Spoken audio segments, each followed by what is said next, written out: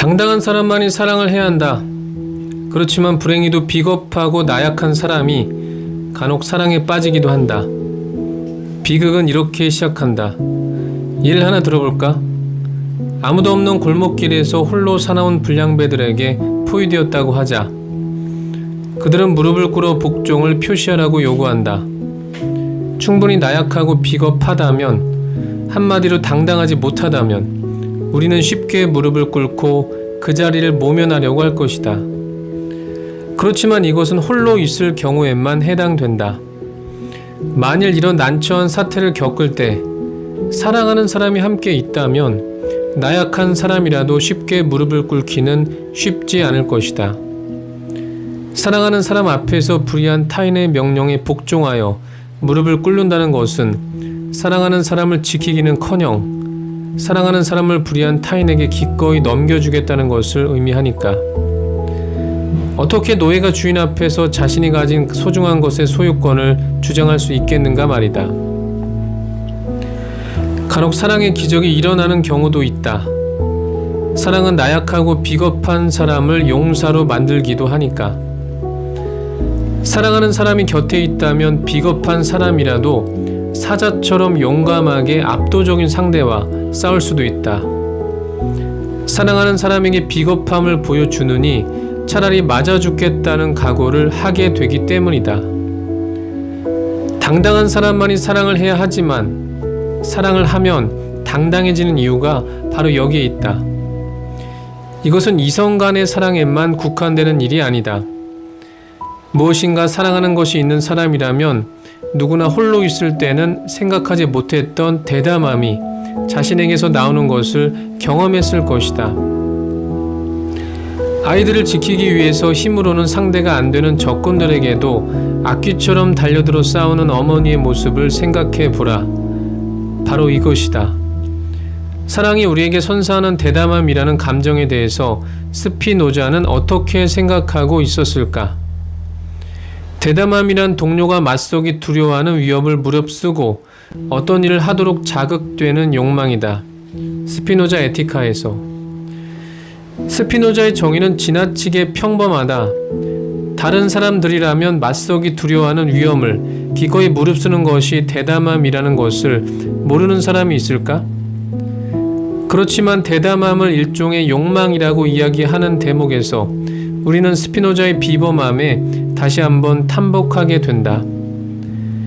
스피노자에게 욕망이란 기본적으로 기쁨의 증진을 도모하는 작용이기 때문이다.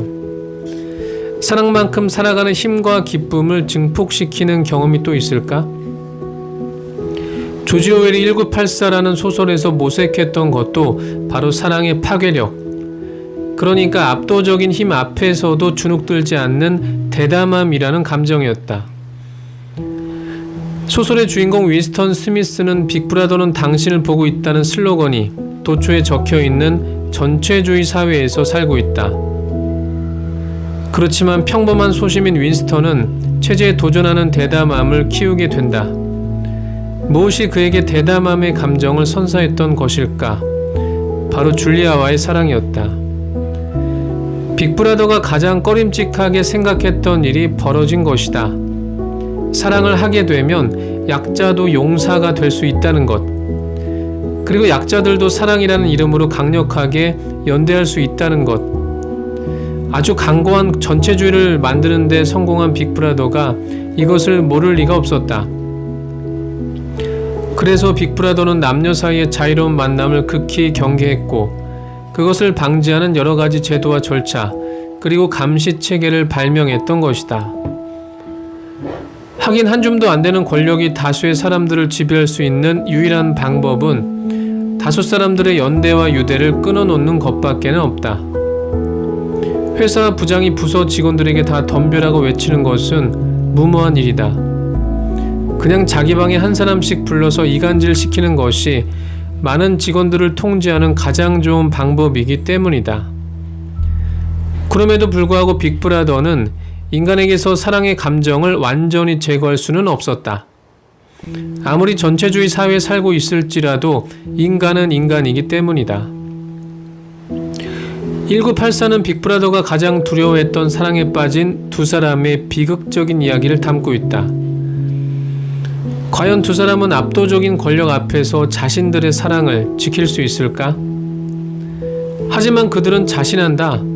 자신들을 힘으로 굴복시킬 수는 있어도 자기들의 내면에서 자라난 사랑까지는 제거할 수는 없을 거라고. 만일 빅브라더의 하수인들이 자신들을 죽일지라도 자기들의 사랑을 없애지는 못할 거라고. 그래서 두 사람 사이의 다음 대화는 너무나 비장하기만 하다.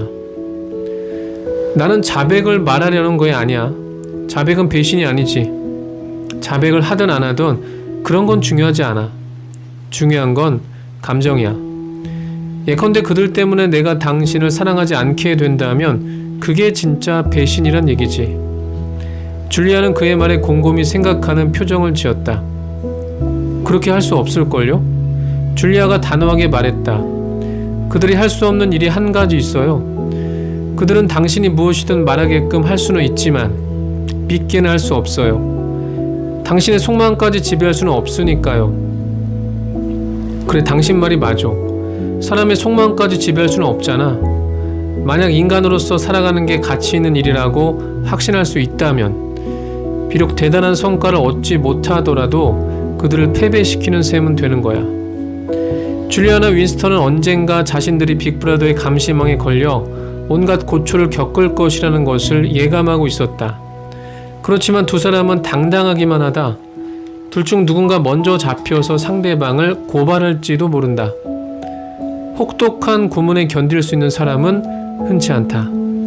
그렇지만 이 둘은 자신한다. 그럼에도 불구하고 둘이 공유했던 사랑만큼은 빅브라더도 어쩌지 못할 것이라는 사실을 말이다. 아니나 다를까? 두 사람은 얼마 지나지 않아 모두 빅브라더의 하수인들에게 잡히고 만다. 그리고 서로 격리된 채 온갖 고문을 당하지만 그들은 살아있을 수 있었다. 왜냐고? 그들은 서로에 대한 사랑을 버리지 않았기 때문이다. 결국 빅브라더의 하수인들이 선택할 수 있는 것은 그들에게 서로에 대한 사랑의 감정을 제거하는 일이었다. 그러지 않고는 그들을 진정으로 굴복시킬 수는 없을 테니까 말이다. 불행히도 소설 1984는 비극적으로 끝난다. 윈스턴이 줄리아에 대한 사랑을 포기하고 빅브라더에 대한 존경을 회복하기 때문이다. 그는 사랑을 배신하고 전체주의에 완전히 투항한 것이다. 한마디로 그는 주인임을 포기하고 노예가 되어버린 것이다. 그래서 소설의 마지막 구절은 극적이기까지 하다. 모든 것은 잘 되었어. 투쟁은 끝났어.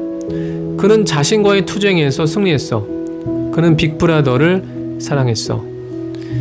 이렇게 줄리아에 대한 사랑을 배신하는 순간 빅브라더의 하수인이 쏜 총알은 회심의 불빛을 빛내며 윈스턴의 머리를 관통한다. 빅브라더는 기다렸던 것이다. 아직 사랑을 품고 있는 윈스턴을 죽이는 일은 자신들의 절대 권력에 비하면 너무 하찮은 일이었다. 정말로 아이의 손을 비트는 일처럼 쉬운 일이다. 그렇지만 이런 식으로 윈스턴을 죽인다는 것은 자신의 권력이 미치지 못하는 영역이 있다는 것을 빅브라더 스스로 인정하는 꼴이 된다. 그러니까 기다렸던 것이다. 윈스턴이 스스로 사랑을 배신하고 교살할 때까지. 빅브라더에게 완전히 투항했는데 윈스턴을 죽여야 하느니 투정 벌이지는 말자. 어차피 사랑을 배신한 순간 윈스턴은 죽은 것이나 마찬가지니까. 그러니 진정한 비극은 그의 머리에 발사된 총알에 있었던 것이 아니라 줄리아를 배신하고 빅브라더를 사랑한다고 인정하는 그의 체념에 있었다고 볼 수 있다. 그렇다. 사랑이 죽으면 대담함이라는 감정, 온갖 불의와 억압에도 당당할 수 있었던 가장 인간적인 감정도 맥없이 사라지기 마련이다. 이것이 바로 1984에서 작가가 우리에게 말하고자 했던 것이 아닌가? 사랑을 지켜라. 그러지 못하면 인간의 모든 고귀한 가치들, 그리고 인간으로서의 자긍심도 무기력해질 테니까. 대담한 사람은 용기 있는 사람이기도 하다. 그렇지만 용기라는 것이 실제로 존재하는 것은 아니다. 너는 정말 용기가 있어. 이런 표현 때문에 누군가의 내면의 용기라는 것이 마치 실체처럼 있다는 착각이 벌어진다. 번지 점프대에 올라갔다고 하자. 쉽게 점프대 난간에서 한 걸음 떼는 사람은 별로 없을 것이다. 바로 이 지점이 중요하다. 이런 번지 점프대와 같은 위기 상황, 그러니까 그 점프대 제일 끝에 서 있을 때 결단의 순간이 찾아온다. 앞으로 한 걸음 내디뎌 창공에 몸을 던질 수도 있고 뒤로 한 걸음 빼서 안전함을 도모할 수도 있다. 대담하게 몸을 창공에 던지는 경우 우리는 용기나 대담성을 가진 사람이라고 이야기하고, 그러지 못하고 뒤로 물러날 때 비겁이나 우유부단함을 가진 사람이라고들 한다. 그러나 용기가 있어서 뛰어내린 것이 아니라 뛰어내린 것 자체가 용기일 뿐이고, 비겁해서 뒤로 물러난 것이 아니라 물러난 것 자체가 바로 비겁일 뿐이다. 그러니까 이렇게 말해도 좋을 것 같다. 위기 상황에서 그는 번지 점프를 하는 것처럼 몸을 던졌다면 지금까지 그는 용기가 있었다고 할 수 있다. 그렇지만 새로운 위기 상황, 바로 지금 이 순간에 과감하지 못하다면 과거의 용기란 아무런 의미도 없는 것이다. 바로 이 점이 중요하다. 용기와 비겁은 불변하는 성격과도 같은 것이 아니다. 그러니까 나는 원래 비겁하거나 원래 대담하다는 것은 있을 수 없다. 오직 위기를 감내하려고 할 때에만 용기와 대담함은 빛을 발하기 때문이다. 그러니 아무도 모를 일이다. 내가 번지 점프대에 서는 것과 같은 위기 상황에서 앞으로 발을 내디딜지 뒤로 물러날지 말이다. 분명한 것은 사랑하는 사람이 있다면 앞으로 발을 내디딜 가능성이 더 커진다는 사실뿐이다.